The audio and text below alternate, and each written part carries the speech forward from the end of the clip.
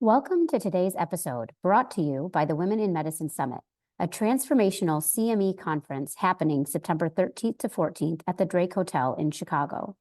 Engage in leadership programming, learn negotiation skills, receive on-site coaching and mentoring, and see who will win this year's I Stand With Her awards. This year, we're excited to offer unique programming that includes a special session on how using improv comedy can bring fun back into medicine. We also have financial sessions tailored to help you navigate the complexities of personal and professional finances. Discover ways to advance into leadership roles, combat burnout, and either reignite your love for your current role or find joy in a new career path. Don't forget our Friday evening gala, a highlight this year you definitely won't want to miss. Register now at womeninmedicinesummit.org and be part of the movement that is shaping the future of healthcare. Join us to network, learn, and celebrate the power of women in medicine. Welcome to the Revitalizing Doctor podcast. We explore with our guests how you can move from surviving to thriving as a physician. We know that when you connect with your values and authenticity, you can live a life that is fulfilling and not only good for you, but drives the necessary transformation in healthcare to take better care of our physicians, which means better care for our patients. Hi, I'm very excited to have part 2 of my interview with Dr. Kimberly Chan Ko. If you missed part 1, I would go ahead and stop listening to this episode and hit up part 1 first. In part 1, Kim walks us through her journey from being a full-time ophthalmologist to really changing her career up. She talks us through her journey to have a more multifaceted career, some of the personal development courses that she did, and now what she's doing with her husband, who's an emergency physician.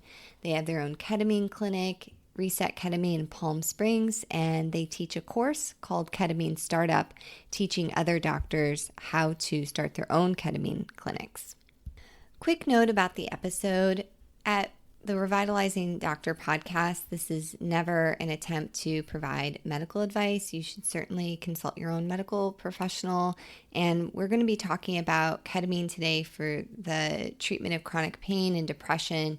But of course, these conditions are managed by many different types of physicians and mental health professionals. So please take this information and put it into context. And again, this is not medical advice. And lastly, Dr. Kim Ko is an ophthalmologist. She does not administer any of the ketamine infusions. Those are only given by her husband, an emergency physician.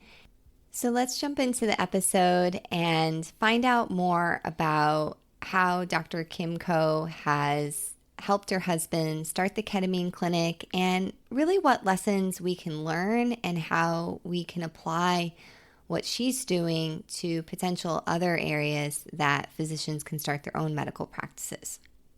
So I want to move to talking about your ketamine practice. And it's super interesting to me as an emergency physician because I've administered, I can't even imagine how much ketamine I've given to patients over the years. And I have a lot of colleagues that are interested in maybe opening their own ketamine practice. So maybe we'll start with, how did you and your husband get into this practice?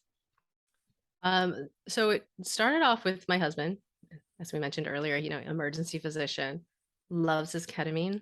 And so, was utilizing it already as all of your emergency physicians who are out there listening. And so he started seeing some of the emerging research that was coming out. Let's see, it was like early 2000s was when the research was some of the more pivotal, what's the word, foundational studies were coming out. And, he was, practicing emergency medicine, feeling a bit of the burnout, realizing he couldn't really do this if we were going to continue to do this for a long time, this wouldn't work out for him. And so he kind of made this group of other physicians that he was working with to, it's like, let's figure this out. Let's figure out how to start a ketamine clinic. And it didn't work out. These other individuals, they were busy or they had other things they wanted to do. And of the four, he was the last man standing. And so, he's like, fine, I'll just figure this out myself. And so I think that was like 2016. And, by then, let's see, I graduated. No, I think 2016 was when I finished residency and I was starting. Yeah, no, I was just an early, a newbie attending. And, I was already kind of feeling some frustration. And, I would notice Sam, that's my husband, he would be working on figuring out all these paperwork and all these different things, evenings, mornings, weekends. I was like, okay, well, you know what? You want me to help you take a look at some of this stuff? You want a second pair of eyes? Or, and so, I started to help a little bit. And then, we figured out just the logistics of starting up, private medical clinic ourselves, would go with them to find a location, would just help out, being, the partner, and excited that, hey, there's this other avenue, and if you asked him, because I was burning out and I wasn't sure what I wanted to do. I was like, I need an exit strategy. And right now I can't figure out my own stuff. So I'm going to support you in creating this exit strategy. But we'll figure out my stuff later. Then, you had to start marketing our clinic. And I realized, as I mentioned before, I was like, okay, I'll make some, Instagram posts, and I will start, writing blogs and support Sam in writing some too. And hey, you know what? Let's, buy an updated version of Final Cut Pro, because I'd used it back in high school. I was like, okay, and so I just kind of fell into it with supporting him. But, when we started out, because by then it was 2018. It took us 2 years because Sam was working 3 ERs. I was working, at the academic center, and I was a black cloud. I would get all these ruptured globes. And so like, we're both really busy. So it's like, okay, we're growing it slow. We're open only by appointment. So, it was a really slow start with our clinic. But then things started to pick up. The, content that we were creating, the videos, the blogs, the social media was, starting to pay off. And we started to get busy. And by 2020, Sam came to do this full time, and it coincided with all the turmoil of the pandemic. I know I have, ER friends and relatives, and it was on the East Coast, and they were dying, they were slammed. Sam was being like furloughed at where we were at because it was just so slow at that time. And we're like, there's so much uncertainty. And, which was for many, I want to acknowledge and we're still, I don't know where we are in all of this pandemic thing quite yet, but hopefully towards the end of it. But it was, for some, it was a very difficult time. For us, we were very lucky and fortunate that we were already kind of diversifying what we were doing, and that, health wise, we were fine, and our daughter was fine, and our family was fine. And so we made the transition to focus on our ketamine clinic. And that's kind of the short version of it. So what type of patients access a ketamine clinic? So mostly it can fall into two camps of, you have those with mood disorders, like treatment-resistant depression, PTSD, anxiety. And then you have your chronic pain patients. They've tried other things that could be offered at, pain clinics and such. So for us, the majority of our practice is treatment of depression, PTSD, and anxiety, but we also provide the chronic pain. So the patients that come to you, so let's use an example. Let's say you have a patient that has refractory depression. Maybe they've had a couple of hospitalizations in the past and they're on maybe two different medications. Are they coming to you independently, or is it in conjunction with their psychiatrist or psychologist? Stay tuned. We'll be right back. Are you a physician mom with school-aged children feeling utterly exhausted?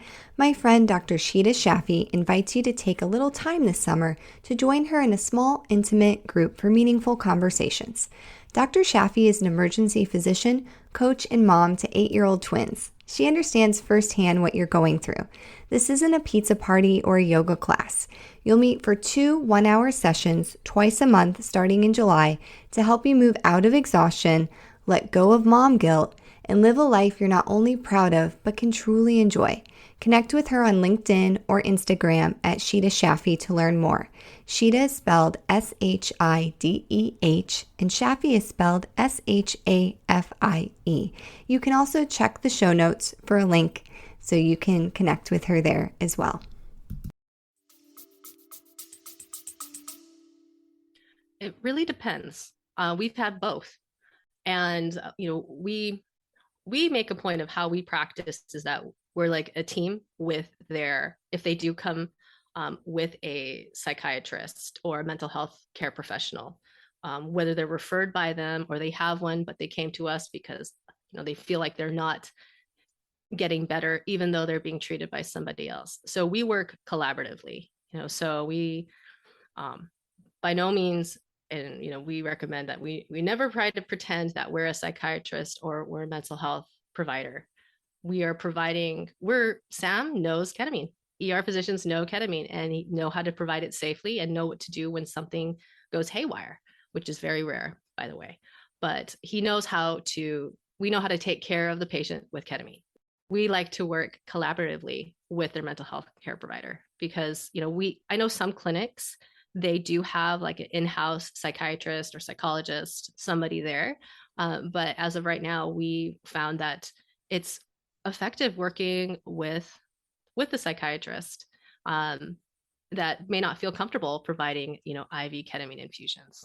I've given a fair amount of ketamine, and one of the potential reactions that can occur is this emergence phenomenon.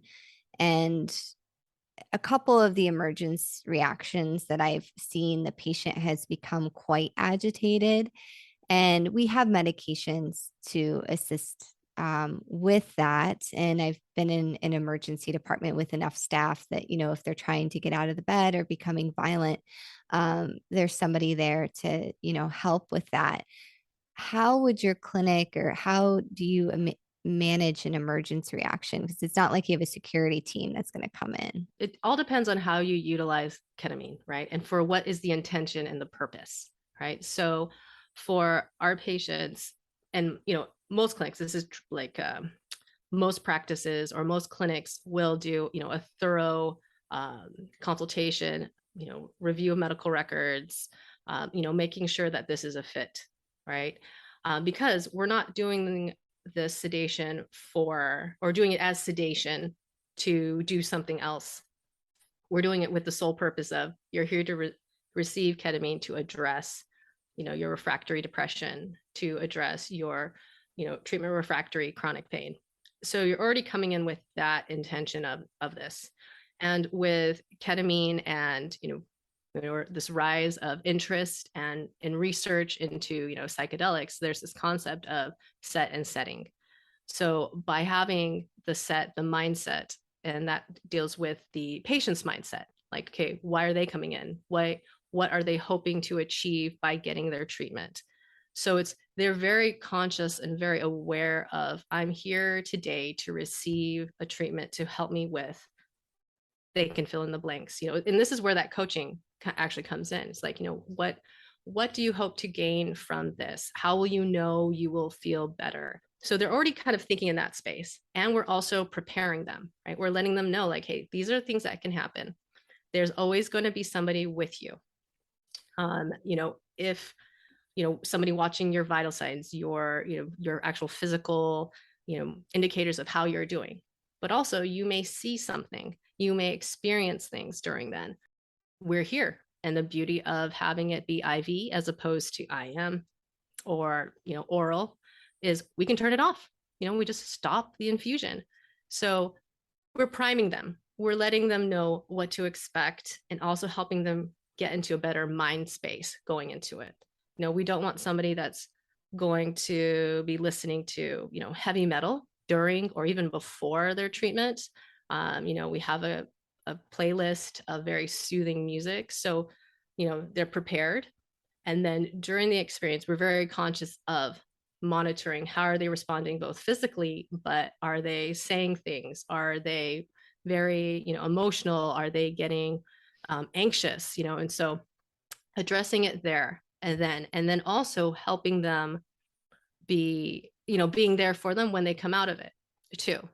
And so, and that's the part where that's the setting aspect, the environment that the patient is receiving their treatment, and, that's of course very comfortable chair, supportive music, maybe it's aromatherapy, all these things, a warm blanket.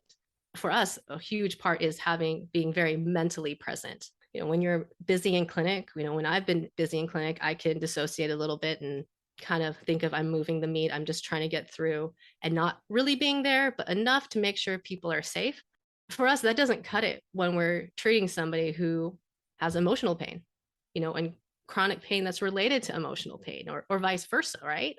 So part of that setting is, and we tell our staff this, your job is to be like right here with them, to be of support, to hold space and be, not scrolling on your phone or thinking about what you're going to go do next. And so having that presence, right? And so you don't have that type of experience. Oh, I've yet to be in an emergency room where you have that kind of experience where you have it's nice and quiet, right? And it's everyone's attention, your techs or your respiratory therapist or whoever, all that support staff that you have there, is their goal is just to be present and of service and of love without getting too hokey about this. And so, we find most patients do very well, and you don't have that emergence phenomenon.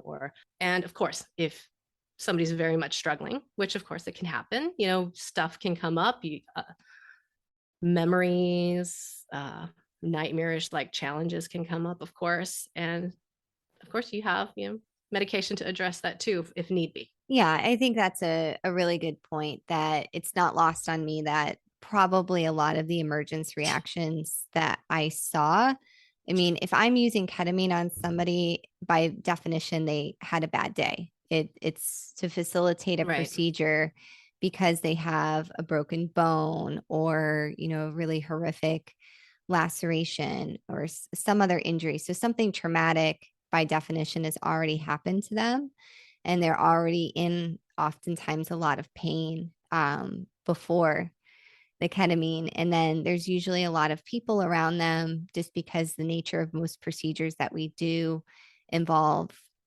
various people. Yeah. And so all of that can be extremely triggering for somebody. So that's a really interesting point. The other question I had is, the history of ketamine is, some people know it as vitamin K, as a club drug. So there is the potential for abuse with ketamine. How do you make sure? And I think emergency medicine physicians are particularly sensitive to this, especially kind of my age and older, because we trained during the pain is the fifth vital sign. And we dealt with the fallout of a lot of our patients becoming addicted to opioids and coming to the emergency department for their, fill in the blank opioid of choice.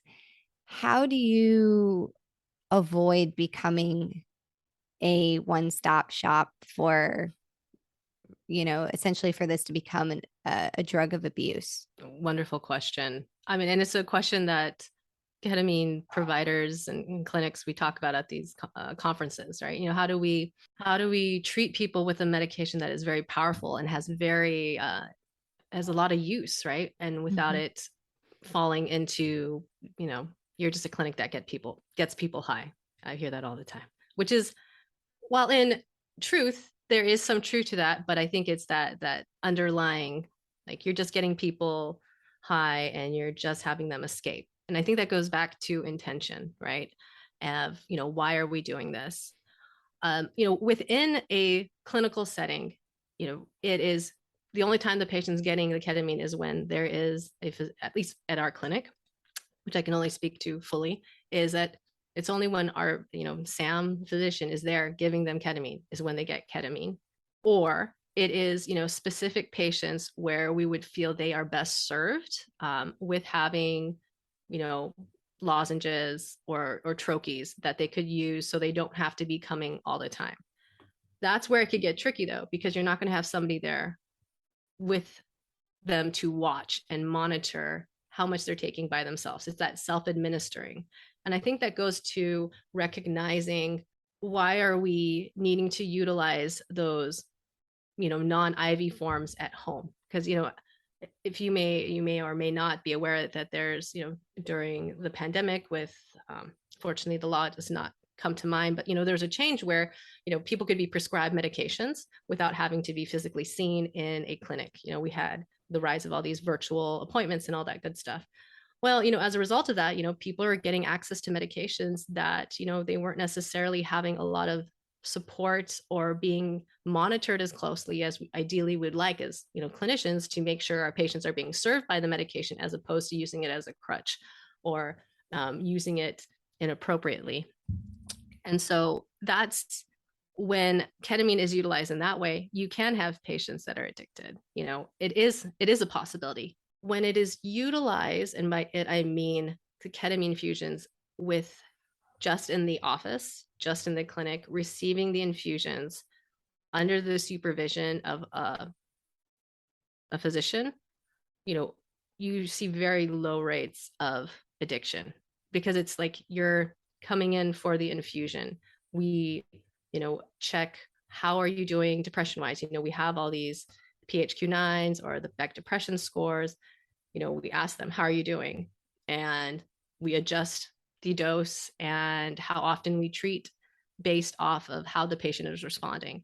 So when you're coming at ketamine from that mindset, as opposed to, I'm going to pop some ketamine, I'm going to go to the club, it's a very, very different experience. And I feel the way that, at least for our patients, we tell them the ketamine is here to help catalyze change in your life. The ketamine itself is not going to help you. It is going to support you in transforming your life, but it's not the end all. And for some patients, it's not going to be the end all, or it's not going to be the absolute cure. I think it's just being that very intentional, being very aware of how are the patients responding, that we can better address addiction to it, or avoidance of addiction to ketamine infusions. Are you a physician thinking about making a career change? Are you thinking about a leadership role, maybe moving to a non-clinical role, or switching to a new organization, or opening your own business? Maybe you don't know what you want, but you know there's a lot of things that aren't working currently. We got you. Join us for the Career Transitions program by Revitalize.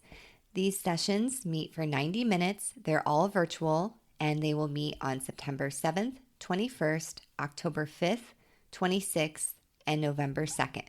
Send us an email today at revitalizemm.info@gmail.com to set up a personalized consultation with myself or Dr. Linda Lawrence, and we'll make sure this program's the right fit for you. And now back to my interview with Dr. Kim Ko. I'm predicting that there's a few physicians out there that are interested. I think that when a lot of us picked our specialties, like emergency medicine in particular, it really didn't dawn on us the idea of having our own practice. And frankly, at the time, I was like, oh, it'd be great to not have to own my own business and deal with all that. But now, as I've gotten older, I do value autonomy more. So if there's somebody out there that's like, I'd like to learn more about, if this would be right for me to start my own ketamine clinic, what would be a first step? You're welcome to check our website out. That's www.ketaminestartup.com. And we have a lot of blogs on there. Sam and I both love writing. That's one of my creative outlets because we write a lot about things that we've experienced or surprises and all that kind of stuff that comes up starting your practice. One other way to, outside of, interacting with our content is, speaking to, fellow physicians that do have private practices, and see what their experience is like. I tell you, it is very different, at least for, being partnered with an emergency physician who, is really cute. I'm used to at Christmas time getting Christmas presents because I have a panel of patients, right? And my husband's like, it's very odd that I'll see the same patient or see multiple people from the family. When he told me that, I realized, oh, it is a very different experience, to go from having, and not just talking about having a private practice, but a clinic that you see people, over and over again. So there's that transition of going from seeing patients that come into your ER and leave whatever means, and then going to, oh, we're scheduling patients. I'm calling them to remind them I potentially may see them in 6 months. That is a transition. And then also private practice, you are getting not only are you practicing the clinical medicine, but then there's all that business administrative stuff that, love them or hate them, that administrators at the hospital take care of for you, but now they are yours. And I think if you're considering starting a clinic, if your desire and reason to do so is beyond, I just want an easier life, meaning what is your why? Why do you want to do this? What do you, how do you hope that this can be of service to the world or yourself or your community?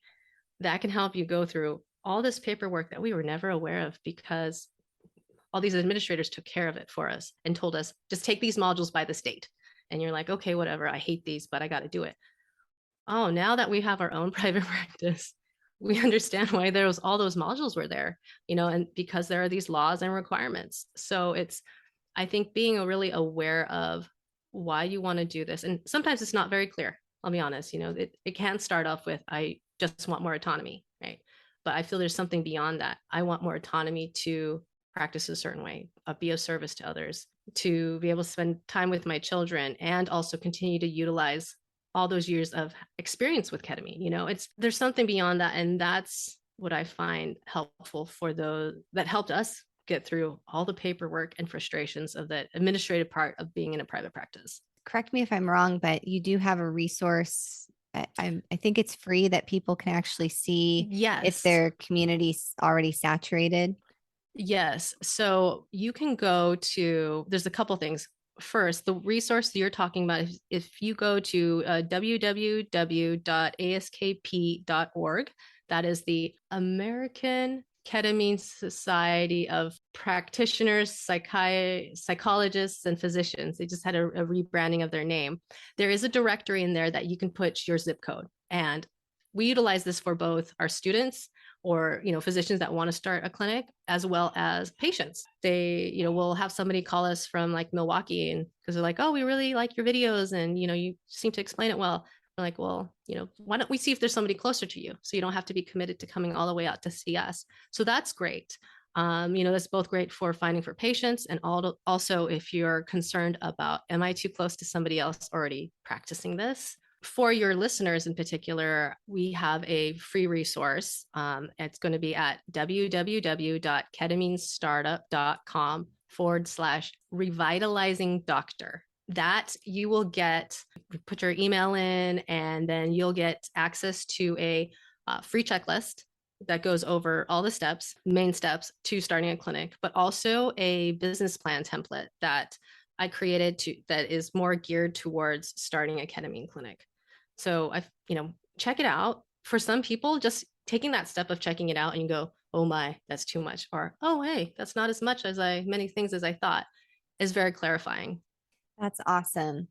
Are there any parting thoughts, maybe your message you'd want to send to the burnt out woman physician that's maybe contemplating starting her own practice? I've been there, and I've I'm finally at a point where I don't feel burnt out. Granted, yes, I don't practice medicine. I just want to acknowledge that. Um, but what I encourage you to do, and it can be scary, is just to take a step, take an action. And I mean, and the thing is, we're as physicians, as for me, I practice a lot out of fear. I want to avoid things that could kill or maim my patients, and in all these type of things, like I wanted them to get better. I wanted them to do well. And so a step could mean, did I make the right decision? Did I prescribe the right thing? Did I forget to order something? And are they going to come back soon enough? So a step seemed very scary. But this is a step for your life. This is a step of wanting to be happier, to not be burnt out. I mean, imagine to not be burnt out, but to be happy or content. Happy gets sometimes overused. So just to be content, you know, so just taking a step to that, maybe it's simple as saying no to providing another lecture for the residents. You love them, but you need some more time. So saying no, just like a little action, and you'll find either it works or it doesn't. And there's so much information from there. And just taking a small step, find what brings a little bit of joy, a little bit of lightness, a little bit more contentment, and just go with that. And I think from these small steps, there's much more clarity. And I wish I had known that earlier, because I just waited until it was so uncomfortable and I had to take a step that felt super scary. So learn from my mistakes and just take a step. Oh, I love that. And that ties into Dr. Naomi Lawrence Reed's second episode. I think I titled it, uh, It's Just Take a Step. So we're seeing that as a theme throughout the guests we've had on season 1 of the podcast I was coaching somebody today that has, what I would call, the term is BHAG, a big, hairy, audacious goal. And, we were going through, okay, what are the sub goals? What are the steps to get there? So that's a great message as we tie up. I want to make sure our listeners know how they can connect with you. I know you've said your website a couple of times, but are you on Twitter or Instagram or any other ways? Yeah. So our clinic, if you're curious about our ketamine clinic, just purely for your potential patients, yourself, whatever it may be, we're at resetketamine.com. And we're the same handle for all the social media. We have an active Instagram and all that. If you're curious about learning about, how to start a practice and what it's like to own a practice, a ketamine practice, that's ketaminestartup.com, as well as the same handle for all the social media. We're mostly active for Instagram, and we do have some Twitter, so at Ketamine Startup. And me personally, I have an Instagram at Dr. Kimberly Co. But if you're really interested in exploring the whole ketamine world, the two aforementioned websites are key, and then also the one for your listeners in particular, because this is only where you can get that business plan. We wanted to make something special for you guys. Wow, that is such an awesome gift. And I can't wait to share that. We'll make sure that link is in the show notes. We'll feature it in our next Revitalize newsletter as well. So that is so cool. Our listeners can start making their own business plan or looking at, just like you said, you may see that, ketamine sounds exciting. And I think when you're really burned out, it's not uncommon that a lot of things are going to sound exciting because you're unhappy. And I think that what you said earlier is a message we're seeing a lot of times you don't know what you want. You just know what you don't want. So working with a coach to clarify your values will really help to make it more clear what you actually do want. But I also think, and Naomi talked about this in her episode too, it's okay to try stuff. It's okay to, explore this. Maybe spend a couple months looking into if a ketamine clinic works out for you. And even if you decide ultimately that's not going to be a good fit for you, there's so much that you learned through that process. Totally. Totally. I mean, I thought I was going to be a YouTuber for for a hot minute, just trying things out, and um, I think that. By the way, I loved that episode with Dr. Naomi. So yeah, just take action. Just try things out. Action brings clarity. I love that. Action brings clarity. Oh my gosh, that I think you just made the title of the episode. Action brings clarity. Wow. I had to throw in some sort of vision related thing, being an Ah, ophthalmologist.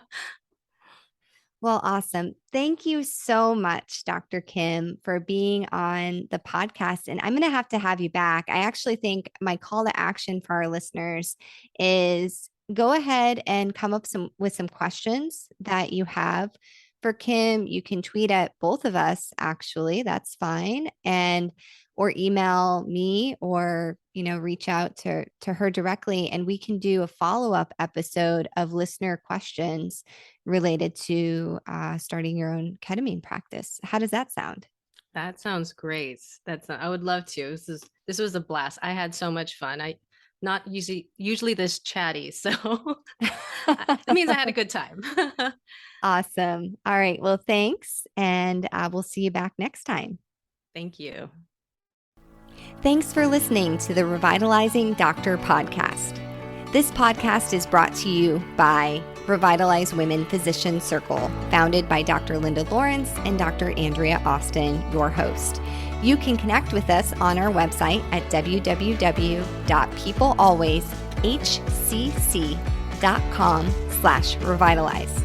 You can tweet at us at Revitalize Women, and please connect with us on LinkedIn at Revitalize Women Physician Circle.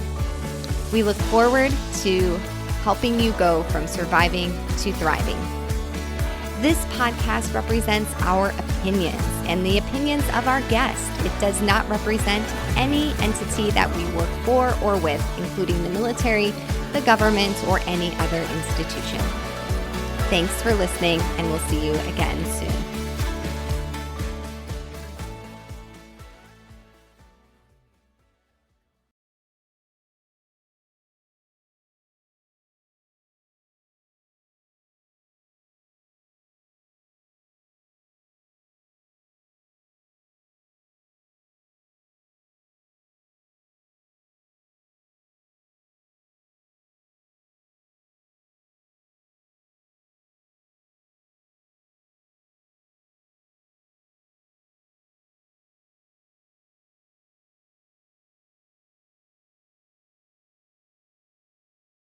Hi, it's Dr. Risa E. Lewis, dropping in to tell you about a book that Dr. Adara Landry and I wrote. It's called Microskills, Small Actions, Big Impact. It's a business self-help book coming in 2024 by HarperCollins. Pre-order now. Microskills, Small Actions, Big Impact, wherever you buy your books.